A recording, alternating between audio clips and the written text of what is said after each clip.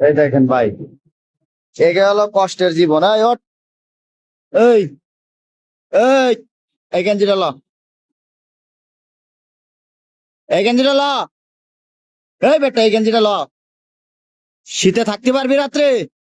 এই যে এটা কিন্তু ছিঁড়ে দিছি, তুই আপাতত এরম থাক, কি কইছি বুঝছস? ভবিষ্যতে এটা গায়ে দে, এটা গায়ে দে, ওঠ ওঠ,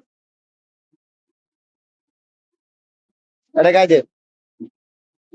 দেখেন ভাই, আমাকে মানুষের আসলে বিবেক বলতে কিচ্ছু নাই। কত মানুষ এনতে যায়, টাকা আলা পয়সা আলা মানুষজন যায়, অথচ একটা টাকা একে পিছনে খরচ করে না। দেখ তোর গায়ে কত দূর, ও দাঁড়া দাঁড়া।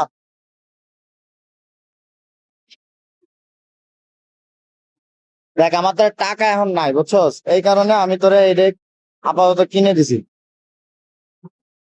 গাইদে গাইদে গাইদে।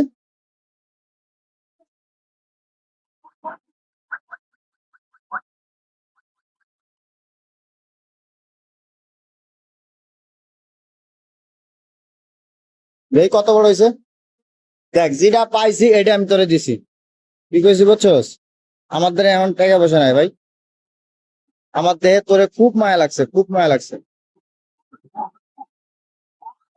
এই দেখেন, এই যে এই বাচ্চাটা, এই যে রাস্তায় এরকম শুয়েছিল এই ব্রিজের উপর, দেখেন এখন কেউ নাই, এত রাত্রে একটা মানুষ এখানে শত শত মানুষ গেছে, অথচ এই ছেলেটারে একটা মানুষ একটা গেঞ্জি কিনে দেওয়ার মতো সামর্থ্য রায় নাই।